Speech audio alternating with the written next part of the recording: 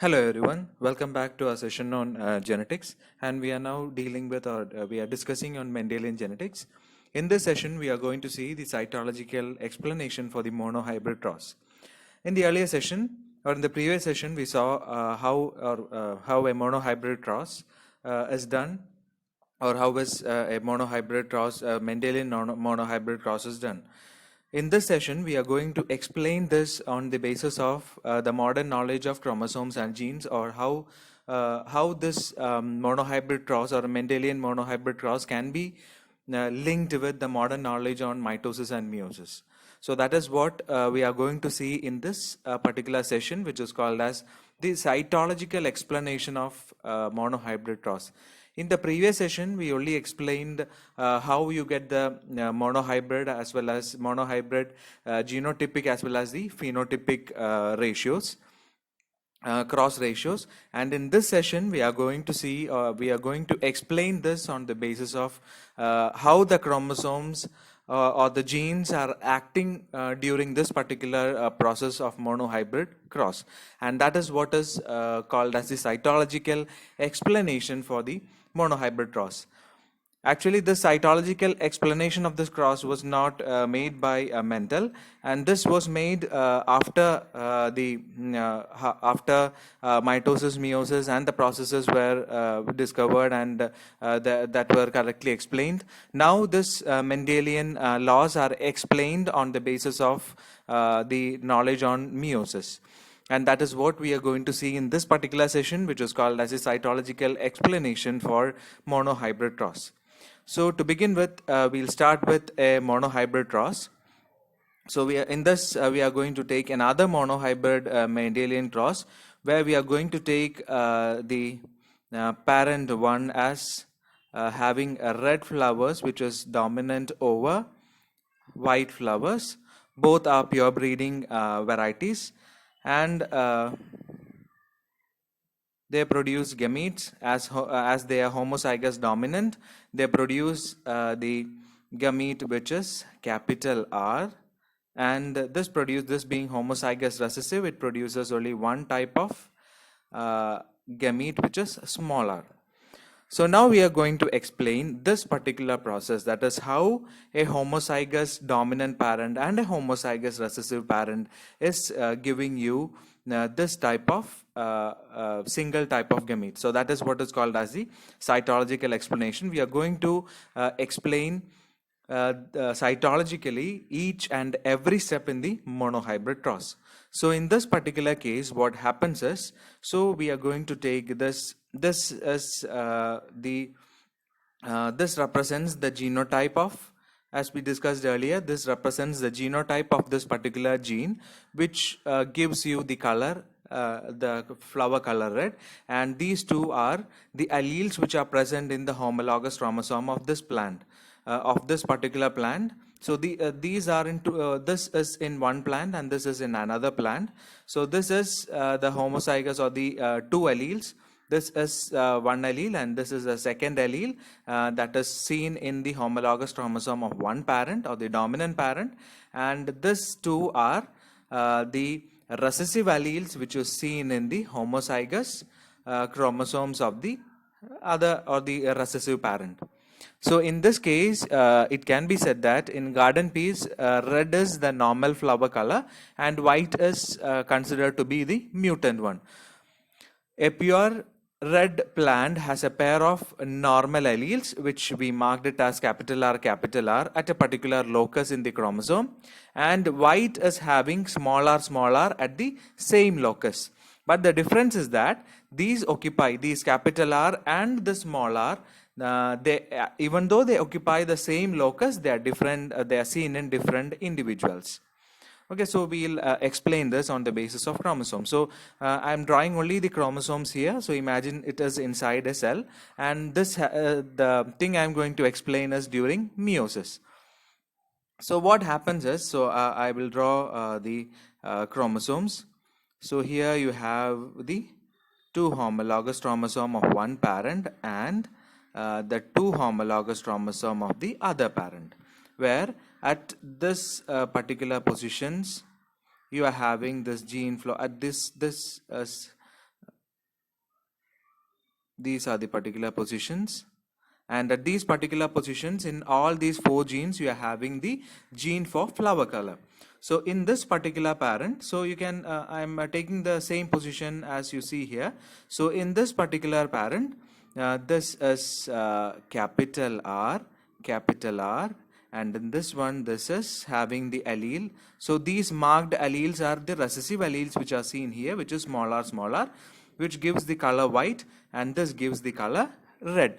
So that is why we discussed earlier that when a pure red plant, in a pure red plant, it has a pair of normal alleles. So these are the normal alleles which are seen at this particular points. The normal alleles which are capital R at a particular locus, while in the other plant it is having smaller at the the smaller at the same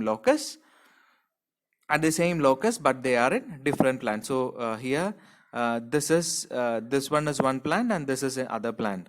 That is why we said that now this capital R is in one plant, the smaller in another plant, but the location of the gene is the same.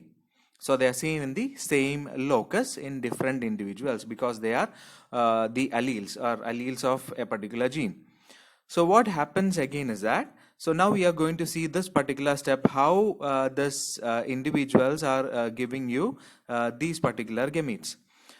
So what happens is this particular structures, I will be explaining with any one of this, so that can be applied to the other one also, because that will be behaving in the same manner during the process of meiosis. So what happens is this particular chromosomes, or this particular capital R alleles containing chromosomes, they enter the cell cycle because they are going to produce gametes. So to produce gametes, they have to enter the cell cycle. So they will undergo the G1 phase, the cells, that is the gamete forming cells. So consider this as a gamete forming cell. So this particular, so I will not be drawing the entire cell. We will be looking only the changes that is happening to the chromosomes because we are only interested in that. The other things will happen side by side, whatever the changes in the cytoplasm, etc., what happens during the meiosis, etc., will happen. We'll be seeing only the changes that is happening to the chromosomes in this particular discussion.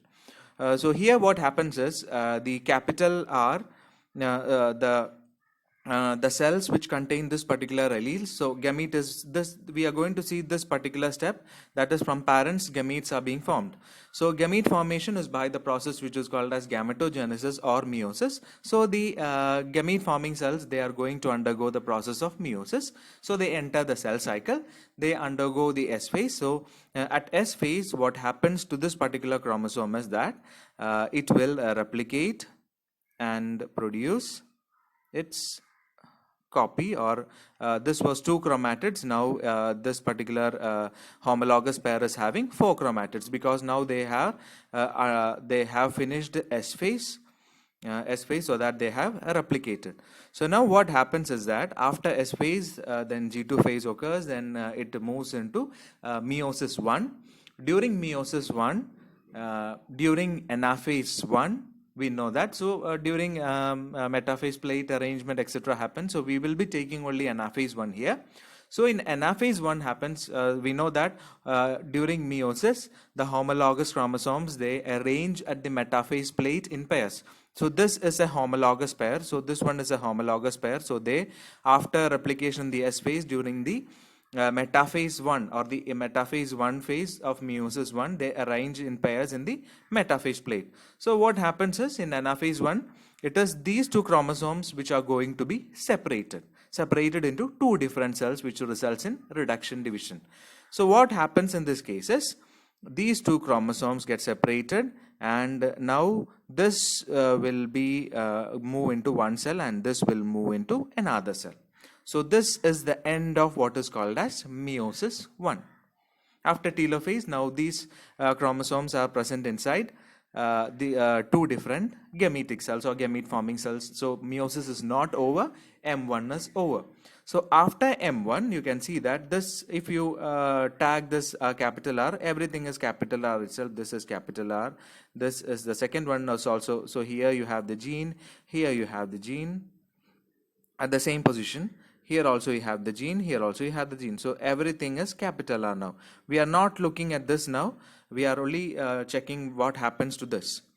So here the same thing happens here. So all the four chromatids are containing the capital R allele of the flower color gene, which is the red one. So now this M1 is over. Now each of this particular cell will undergo the process of meiosis 2, which is similar to mitosis. So during the anaphase of meiosis 2, as we all know, what happens is the chromatids of each of this chromosomes will separate. So here the separation occurs like this. So if I enlarge it, so if I am taking one cell like this with a single chromosome, now they are at the same position. So because I am drawing it in this particular thing, the positions may be slightly different, but consider they are seen at the same locations in the corresponding chromatids. So both these are containing capital R, capital R.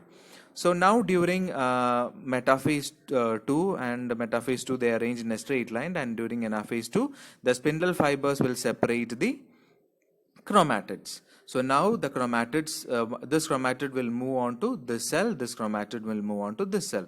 So this will be the end of meiosis. This will be the end of meiosis. This also will undergo the same process as we saw here. So this also will give you the cells like this. So these are gametic cells, or sperm or ova. That is why they are containing only one of the homologous pair, because they will be containing only 23 chromosomes. If it is the case with humans, they contain only half the number of chromosomes. That is the difference between the parent cell here and the daughter cells here, because after meiosis you will have half the number. So if here you are having 2 chromosomes here, and after meiosis now we are having here only 1 chromosome at this particular case. So here we take the chromosome number as 2, and after reduction division each of the cell is now having 1 chromosome each. So that is what is called as reduction division, and now gametes are formed. And if you check the gametes, so everything was R. As a result, every cell or every gamete is containing the gene for flower color, which is capital R. And it is because of this reason, because you can see all the four, after meiosis you get 4 cells, and all the 4 cells which are formed here is having the same allele, which is capital R. That means whatever the number of gametes which are formed, might it be millions, might it be trillions, whatever it is, whatever the number of gametes which are formed from this particular parent, it will be giving you only one type of gamete. That is why even though after meiosis we have 4 different gametes being formed, because all of them are the same, all of them are of the same kind, we are denoting it with a single gamete here. This is clear. So this is what is called as the cytological explanation. How you get, so now we are explaining the first step of monohybrid cross, that is how a single type of gamete is obtained from a homozygous dominant parent. The same thing happens with homozygous recessive. Just you can replace this capital R with small r. As a result, at the end you will have everything at small r. The same events of meiosis are happening. You need just to change the letters of the gene here. The process is the same. What happens is the same. In the first case, both the replicated smaller chromatids, they separate. The homologous chromosomes separate. In M2 the chromatids separate, and that will result in the same type of recessive allele from the other parent. So I am not drawing it again here. So that is why, so what happened to this, how this capital R obtained, the same process, or the same as how this small r is obtained. So this is the explanation, or the cytological explanation, of how you got a single type of gamete from the parent. Hope this is clear, the first step. So now we are moving on to the next step. So I just erase all this. So now we are going to see what is happening in the next step, or how we are going to explain these things.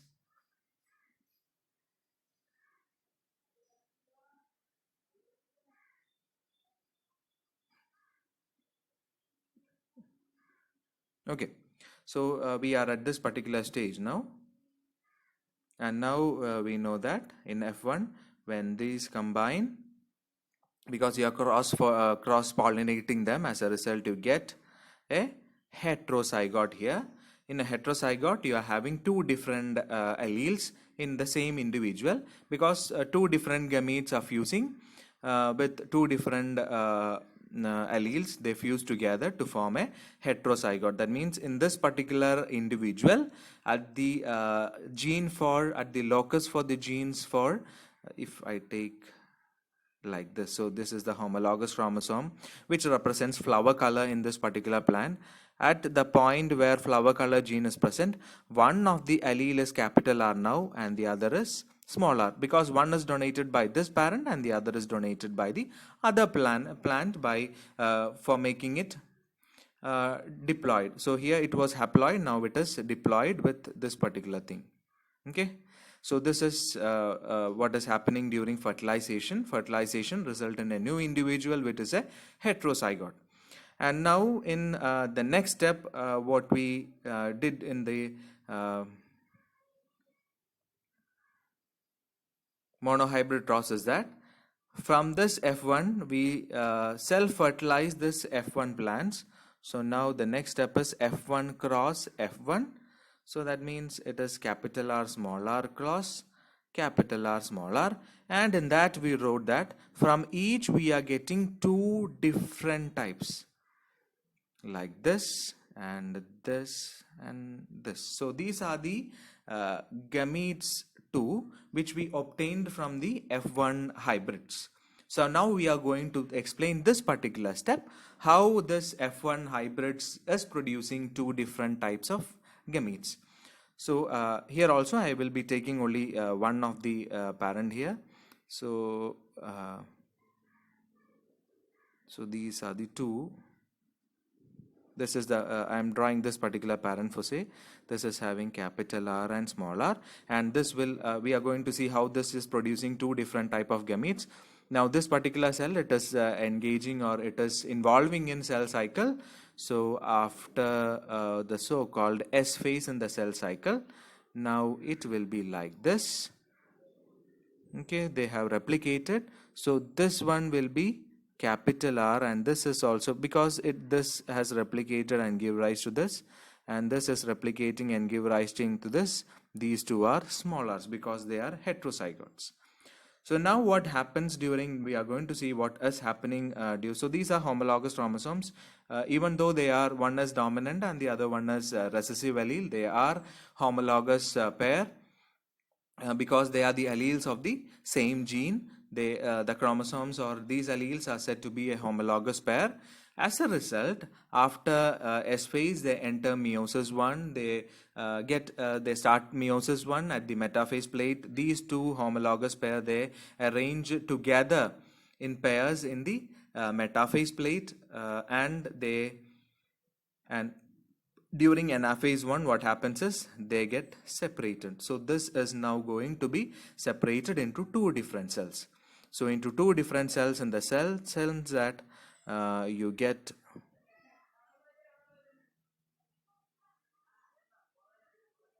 one cell like this and the other cell like this. This cell will have capital R chromatids, and this will have small r chromatids. Okay, so this is the end of, or this is the two cells you get at the end of meiosis 1. And now meiosis 2 happens. We know that here the chromatids will be separated. In the meiosis 1, homologous chromosomes were getting separated. Here the chromatids will separate into two different cells. As a result, from this, because capital R gets separated, you get this will be capital R and this also will be capital R. And when this separates, you get cells with one chromatid which will be small r. So comparing the meiosis which happened in this particular step, if you compare the meiosis here, in this particular step, if it was capital R, we got all the 4 cells as capital R. That's why we took it as a single one. But here you can see that out of 4 gametes which are formed, so these are the 4 gametes which are being formed after meiosis of this particular heterozygous parent. And in this case, half of the gametes are having capital R allele and the other half is having small r allele. That means 50% of the gametes contain capital R allele in them, and 50% of the gametes will contain small r in them. For say, this particular heterozygote parent produces 100 gametes, 100 sperms or 100 eggs, whatever the case may be. If it produces 100 eggs or 100 sperms, this is a hypothesis. So if it produces 100 sperms or 100 eggs, what happens is, eggs or sperms, or if it is a plant, the eggs or the pollen grains, whatever, you can take it as an analogy for this. So what happens here is 50% will contain capital R allele, 50 will contain capital R with them in them, and the other 50 of the gametes will contain small r in them. That is why when you are doing a cross, because here you have, even though there are 2 capital R's here and 2 small r's here, when we do a cross, we consider it as 2 different types. Here we consider it as it produces, so a heterozygous parent produces, so every time you should remember this, a heterozygous parent is producing 2 different types of gametes. And this is the cytological explanation of how this heterozygous parent produces 2 different gametes. Okay, so this is the second step or the cytological explanation for the second step in the production of gametes. And after this step, after the gametes are produced,